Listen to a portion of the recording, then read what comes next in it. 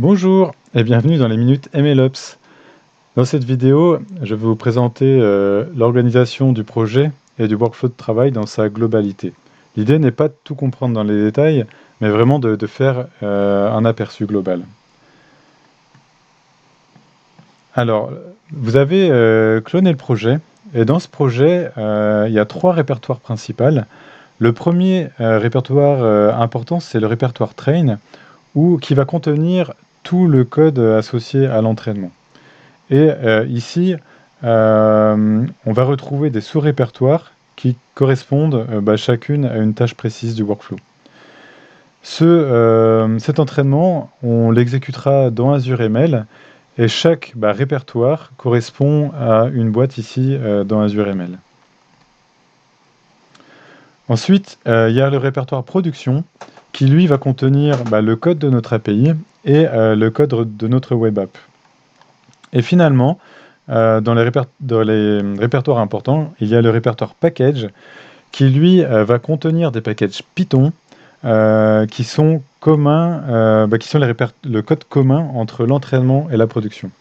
Rappelez-vous, si on a, par exemple, on doit mettre à jour la librairie qui permet d'extraire les images des PDF, et il va nous falloir obligatoirement réentraîner notre IA avec cette nouvelle version de librairie et ce nouveau code potentiellement, et aussi déployer cette nouvelle IA en production avec ce nouveau package, parce qu'en production, on reçoit effectivement des PDF et on extrait les images. Sinon, ça ne marche pas. Alors dans le workflow de travail Git que l'on utilise, on va travailler en mode GitOps. Et l'idée, c'est que notre branche principale main soit toujours prodable. Et pour ça, comment on fait? Ce qui se passe, c'est qu'on va avoir à disposition un Kanban. Et dans ce Kanban, on va retrouver différentes cartes. Et si je veux travailler dessus, je vais me l'assigner.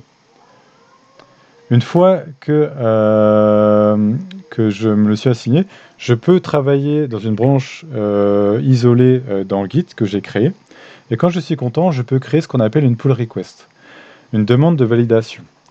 Et qu'est-ce qui va se passer là? C'est que mes collègues vont pouvoir visualiser les changements que j'ai faits dans le code. Et là, ce qui est bien, c'est qu'on va rentrer dans un échange pour pouvoir tirer la qualité de code vers le haut. Ce qui est bien, c'est que je vais pouvoir apprendre de ça, et mes collègues aussi, et on va uniformiser la qualité du projet. Alors là, un petit mot ici, pourquoi est-ce qu'on travaille en monorepo, où il y a même la web app dedans? Ce qui va se passer, c'est qu'on travaille en équipe focalisée sur un produit, répondre aux besoins utilisateurs et à l'expérience client.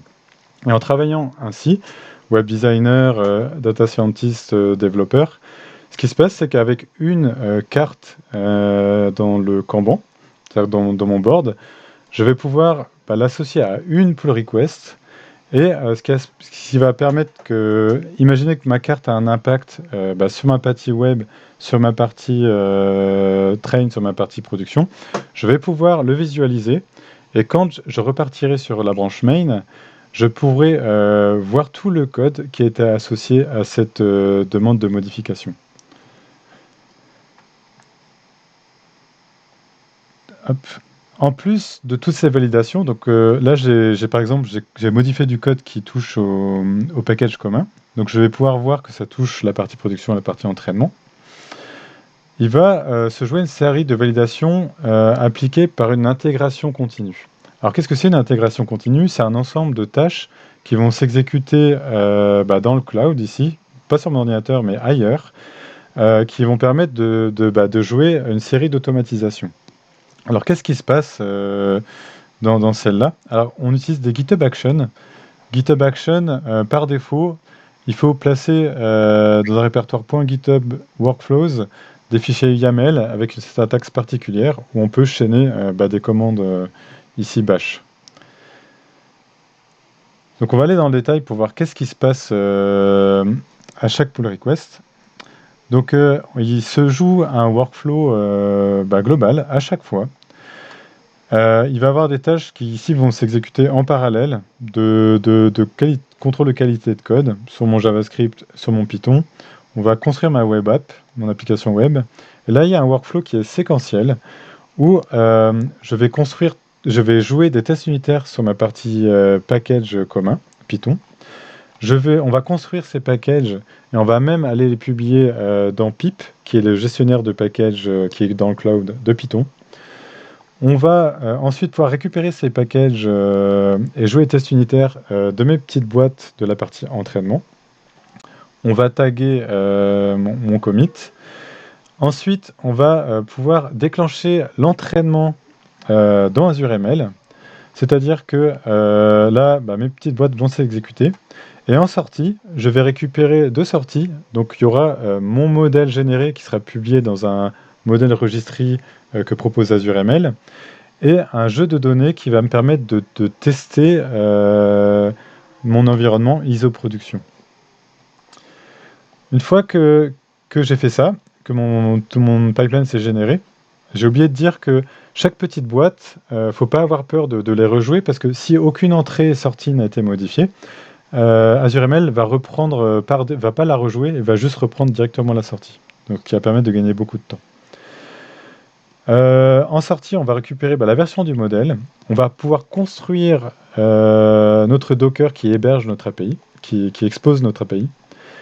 Et on va pouvoir déployer ce Docker sur un environnement d'intégration, qui est un environnement qui est la copie, qui est ISO production. Et finalement, on va pouvoir jouer des tests d'intégration dessus. Alors ces tests d'intégration, qu'est-ce qui se passe? C'est que dans l'entraînement, quand on entraîne un modèle, en général, il y a 3 sets de données. Il va y avoir un set de train, de tests utilisés pour entraîner le modèle, et un set de validation, qui est un set que le modèle n'a jamais connu. Ce qui nous permet de valider que le modèle généralise bien sur de la donnée qu'il n'a jamais vue. Eh bien, on va réutiliser ce set de validation ici pour les tests d'intégration, et on va aussi valider qu'on a exactement les mêmes réponses, les mêmes sorties qu'en entraînement. Ce qui nous permet de valider qu'on n'a aucun diff de code dans le pipeline d'entraînement et de production. Et ça, c'est super. On va même aller plus loin. C'est que rappelez-vous du triangle des Bermudes, là, où il y a la qualité de prédiction, le temps de réponse et le coût de l'infrastructure. Et bien là, on va pouvoir valider ces 3 points à chaque pull request. Et là, c'est super parce que le principe, le Graal du MLOps, rappelez-vous, c'est de pouvoir livrer avec le moins d'actions possible. Et là, ce qui est bien, c'est qu'à chaque modification de code, à chaque demande de modification, on va être capable de dire, est-ce que je suis capable de mettre mon code dans la branche principale main?